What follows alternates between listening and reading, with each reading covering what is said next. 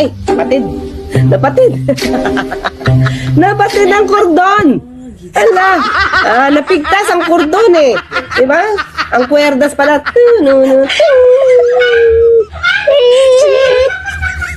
Well, ayan. Sige, tuloy tayo. Nakakaya kasi si Baste eh. Pina natin. May nakawan nangyari, bigayan ng pera, whatever. Kasi that should be enough. Nagkaroon na kayo ng presidente that tolerated it. Wow! Sino presidente sinasabi nito nag-tolerate? Sige, sige. Tatay mo nag-tolerate sa build. Diba?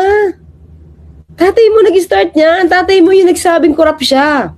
Siya nag-tolerate ng korupsyon sa DPWH. Tanungin mo. Di nga niya natapik si Mark Villar eh. Kahit may gross projects na ng 2020 pa niya alam, mga kaklir. At alam niya yung proseso ba't nagkakaroon ng ghost projects. Binasa ko sa inyo kagabi kung paano alam at proseso, ano yung proseso ng pagdawaldas ng pera sa build. Sa DPWH. Alam ni Digong.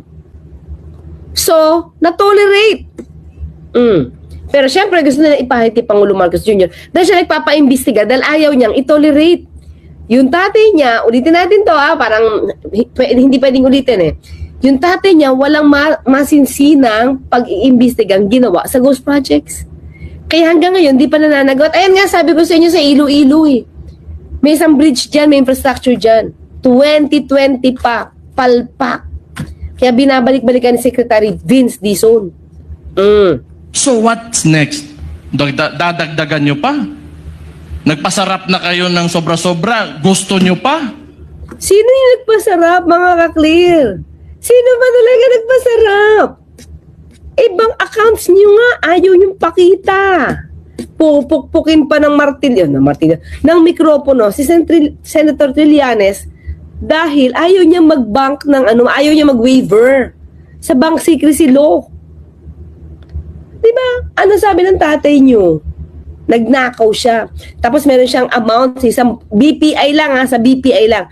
A little less than 200 million. 200 million. Well, anyway, saan natin pag-usapan si Madriaga? Doon daw dumadaan yung pera. Ang daming mga motor, mga kaklir. Pinakita sa LTO. You know, kung swerte na kayo sa buhay, it's time you give back to the people. Wow, talaga yun. Ang touch ako, mga kaklir. Touch ako sa sinabi niya na give back to the people. Ano ba yan?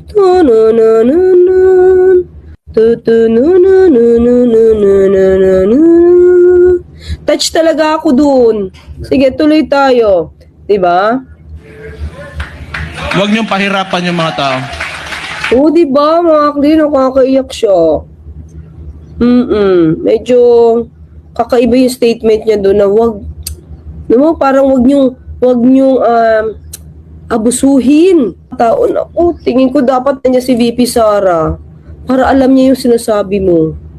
Para at least, diba, maliwanagan na ano nangyari doon sa 24 hours lang daw naubos yung 125 million, mga kaklir.